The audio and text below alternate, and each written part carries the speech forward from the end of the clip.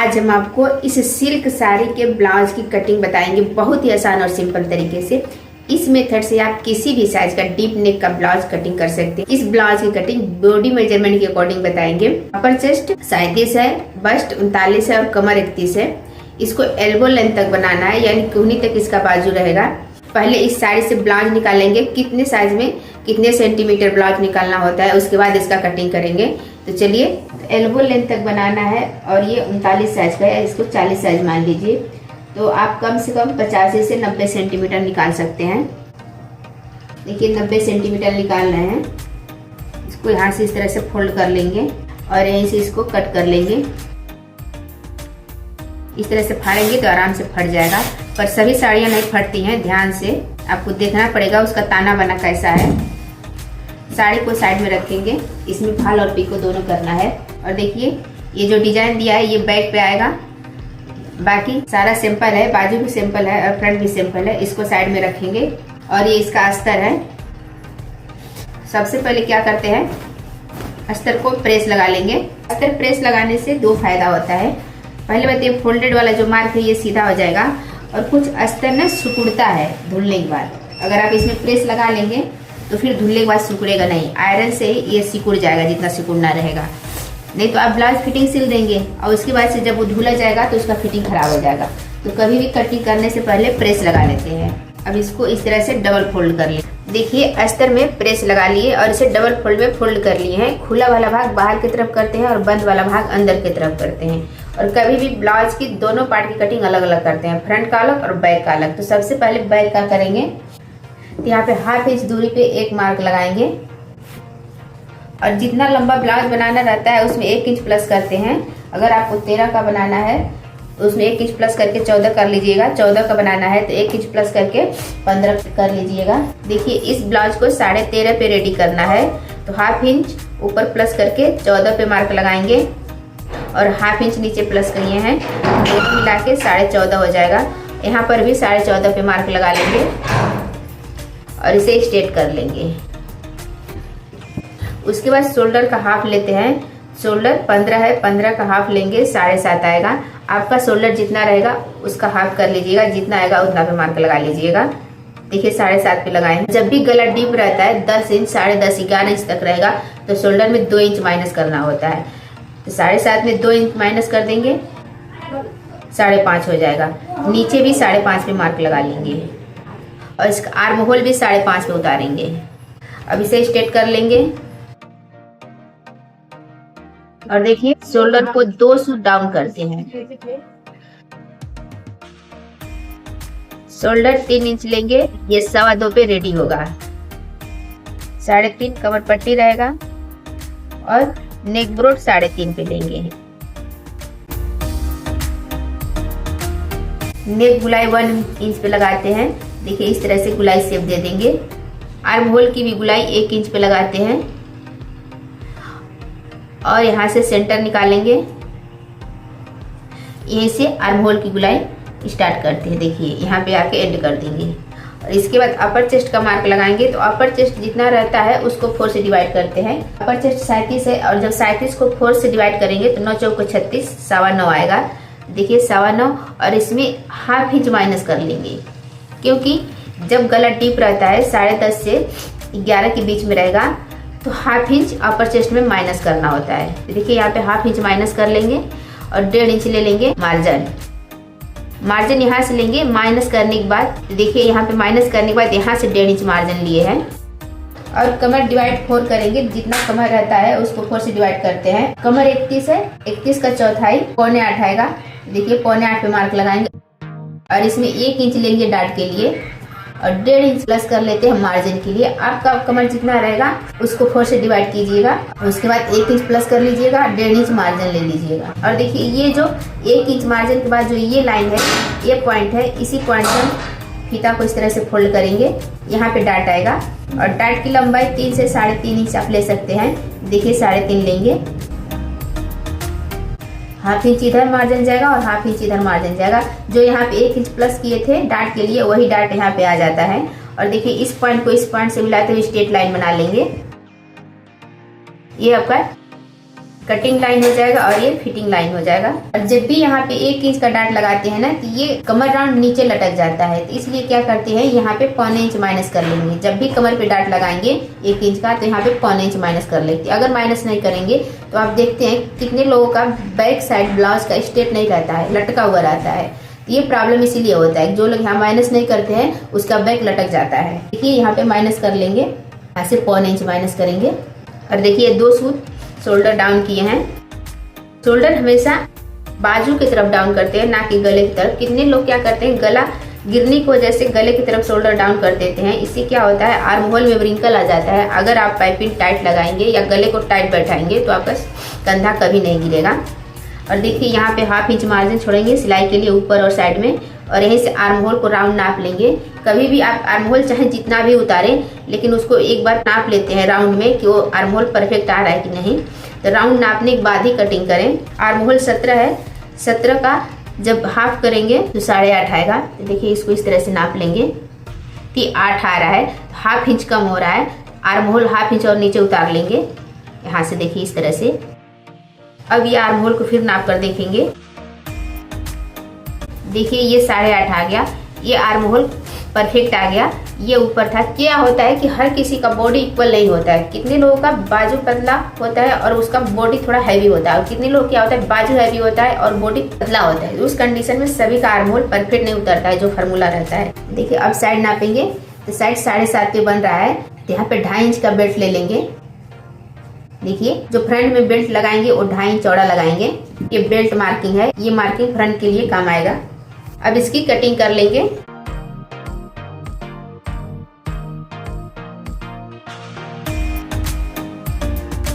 गले का कटिंग नहीं करेंगे, क्योंकि उसमें जो डिजाइन है सेंटर में उसको देखना है कि इसमें वो कवर हो रहा है कि नहीं। तो गले कटिंग हम बाद में करेंगे। चलिए यहाँ पे जहाँ पे फिटिंग लगाना होता है वहाँ पे कुटका लगा लेते हैं, जहाँ जहाँ पे मार्किंग रहता है।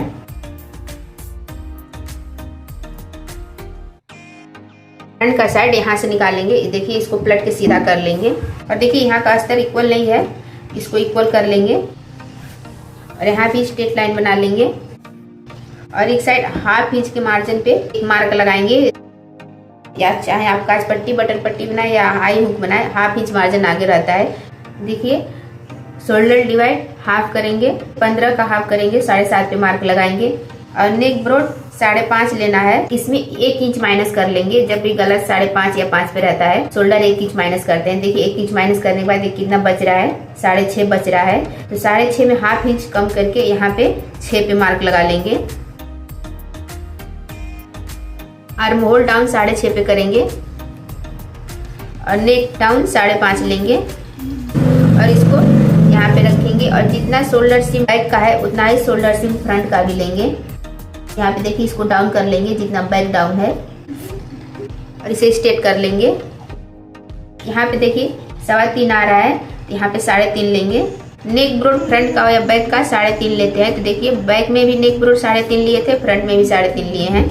इस नेक का भी गुलाई 1 इंच पे लगाएंगे और फ्रंट में आर्म होल की गुलाई 1.5 इंच से ऊपर लगाएंगे।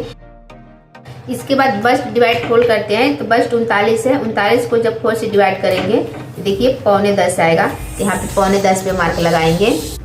अपर चेस्ट 37 था, 37 को जब 4 से डिवाइड किए थे 9.25 आया था, और इसमें 1/2 इंच माइनस किए थे और यहाँ से 1.25 इंच का डाट लेंगे। माइनस करने के बाद 1.25 इंच का डाट निकाले हैं और इस पॉइंट को इस पॉइंट से मिलाते हुए स्ट्रेट कर लेंगे ऐसे। और 1.5 इंच का मार्जिन फ्रंट में भी लेंगे। इसके बाद डाट पॉइंट निकालेंगे। देखिए इंच टेप को यहाँ पे रखेंगे और डाट पॉइंट का मार्क करेंगे। डाट पॉइंट 10 निकालेंगे और अंपायर लेंथ 13.5 पे निकालेंगे। 4 में 1 सूत कम करके यहाँ पे मार्क लगाएंगे और उतना ही मार्क यहाँ पे भी लगा लेंगे और इसे स्ट्रेट कर लेंगे। और देखिए ये जो डाट पॉइंट आया है उससे 1/2 इंच ऊपर एक यहाँ पे मार्क लगाएंगे और एक यहाँ पे मार्क लगाएंगे, एक मार्क यहाँ पे लगाएंगे। यहाँ से देखिए ये जो लाइन है शोल्डर लाइन, यहाँ से 4.5 इंच नीचे आएंगे और यहाँ पे 1.25 इंच का डाट लिए थे तो 1.25 इंच का डाट लेंगे। इसकी कटिंग ऐसे करेंगे और इस डाट को यहाँ से कम 1.5 इंच ऊपर लगाते हैं। देखिए देखिए 1/2 इंच इधर डाट में जाएगा और 1/2 इंच इधर जाएगा। और ये डाट कैसे निकालते हैं, जितना आपका बस्ट रहता है उसमें कमर को माइनस कर लेते हैं। ये 1 इंच का आएगा इधर और 1 इंच इधर, यानी 2 इंच का आएगा। डाट लगाने के बाद कम से कम यहाँ 3 इंच बचना चाहिए। तो देखिए 3 इंच यहाँ पे आ रहा है, यहाँ पे बच रहा है। ये मार्किंग इस लाइन से हो गई है, जबकि ये मार्किंग यहाँ से करनी चाहिए जहाँ पे हम फिक्स मार्जिन छोड़ के लाइन बनाए हैं। तो देखिए अगर यहाँ से इसको नापेंगे तो ये मार्किंग देखिए यहाँ पे जा रहा है। आप ध्यान दीजिएगा कि यहाँ पे जब 2 लाइन बनाइएगा तो हमेशा बस्ट पॉइंट यहाँ से निकालिएगा, जो फिटिंग लाइन है। देखिए फिटिंग लाइन से हम बस्ट पॉइंट को निकालेंगे। यहाँ से हम 4.25 लेंगे। 4.25 यहाँ पे आ रहा है, देखिए ये जहाँ पे मार्क लगाए थे, और यहाँ से 4.25 यहाँ पे आ रहा है।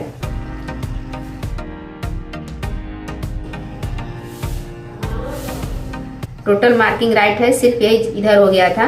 और यहाँ से देखिए 1 इंच इधर लेंगे और 1 इंच इधर लेंगे।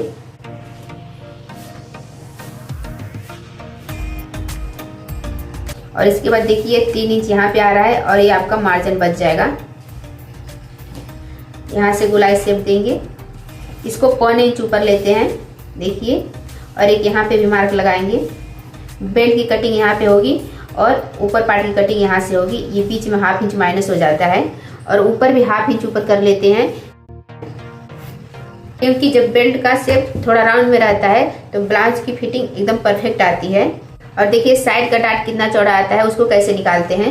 यहाँ से बेल्ट को निकालने के बाद यहाँ पे जो बच रहा है उसको नाप लेंगे। देखिए 5 इंच बच रहा है, तो यहाँ से 5 इंच पे मार्क लगाएंगे और यहाँ पे 1/2 इंच छोड़ेंगे मार्जिन के लिए। जो इसमें बेल्ट ज्वाइंट होगा तो यहाँ पे मार्जिन जाएगा, उसके लिए 1/2 इंच बेल्ट का मार्जिन हो जाएगा और ऊपर 1/2 इंच जो ये फ्रंट पार्ट है इसका मार्जिन हो जाएगा। और देखिए बीच में 1 इंच बच रहा है, तो ये डाट 1 इंच का आएगा। यहाँ से 1/2 इंच इधर और 1/2 इंच इधर, इसलिए डाट की चौड़ाई निकलती है। और इस मेथड से आप किसी भी साइज में डाट की चौड़ाई निकाल लेंगे, चारों डाट की। किसी में कम और किसी में ज़्यादा निकलेगा। जितनी हैवी ब्लाउज रहेगी उतना चौड़ा डाट निकलेगा और जितने कम साइज का ब्लाउज रहेगा उतने कम डाट निकलेगा। डाट इक्वल नहीं होता, ये साइज के अकॉर्डिंग ऑटोमेटिक बैठ जाता है कि किस साइज में कितना लंबा और चौड़ा डाट बैठेगा। इस तरह से फ्रंट की भी मार्किंग कंप्लीट हो गई। और यहाँ से देखिए बाजू निकालेंगे और बेल्ट को यहाँ से नहीं, यहाँ से निकाल लेंगे या फिर यहाँ से निकाल लेंगे। देखिए अब इसकी कटिंग कर लेंगे।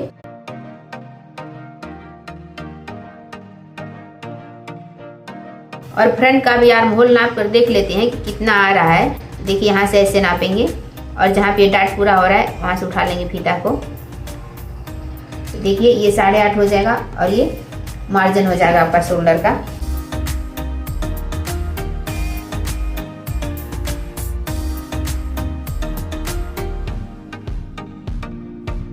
यहाँ से इसको इक्वल कर लेंगे।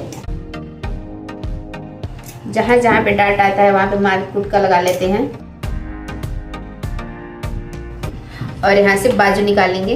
बाजू के लिए देखिए इसको इस तरह से फोल्ड करेंगे और यहाँ से 2 सूत पे मार्किंग करेंगे बटन में जो सिलाई मार्जिन जाता है उसके लिए। इसके बाद लंबाई देखिए कितना है, ये लंबाई 9 इंच है, 1 इंच कम हो रहा है। इसको हम ज्वाइन करके कवर कर लेंगे। 10 इंच का बाजू रेडी करना है। 4.5 पे बाइसेप लगाएंगे। बाइसेप 13.5 है तो 13.5 का हाफ करेंगे, 6.25 आएगा, तो यहाँ पे 6.25 पे मार्क लगाएंगे और बटन का 5.5 पे मार्क लगाएंगे और इसको इस तरह से स्ट्रेट कर लेंगे। और इसके बाद से इंच टेप को ऐसे पकड़ते हैं और आर्म होल जितना रहता है उतना यहाँ पे इस तरह से राउंड नाप लेते हैं। तो आर्म होल 8.5 है, तो देखिए 8.5 जहाँ पे आएगा और जहाँ पे उतरेगा वहीं पे इसको डन कर लेंगे। देखिए यहाँ पे 8.5 आ रहा है, आर्म होल यहीं पे उतरेगा इस तरह से। और यहाँ से मार्जिन ले लेंगे 1.5 इंच, क्योंकि जितना बाइसेप रहता है उससे 1/2 इंच नीचे जाता है आर्म होल। देखिए 6.25 और यहाँ से 1/2 इंच नीचे गया है। अब इसी पीस की कटिंग कर लेंगे और गुलाई देखिए यहाँ से 1 इंच से 1.5 इंच के बाद स्टार्ट करते हैं।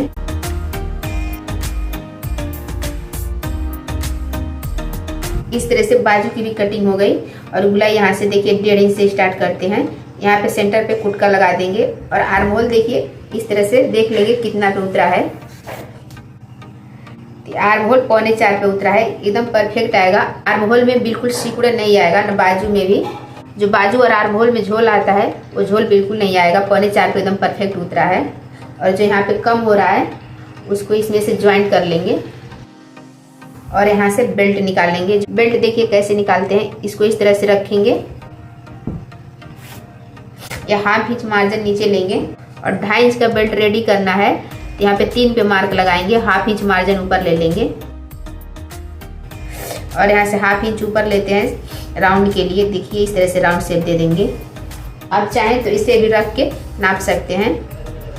देखिए ये मार्जिन बाहर निकाल देंगे। यहाँ से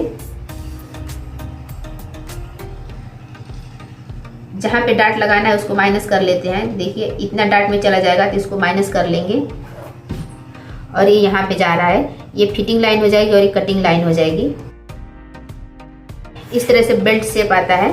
देखिए यहाँ मार्जिन छोड़ेंगे, ये 7.25 कमर और ये 1.5 इंच मार्जिन। अब इसकी कटिंग कर लेंगे।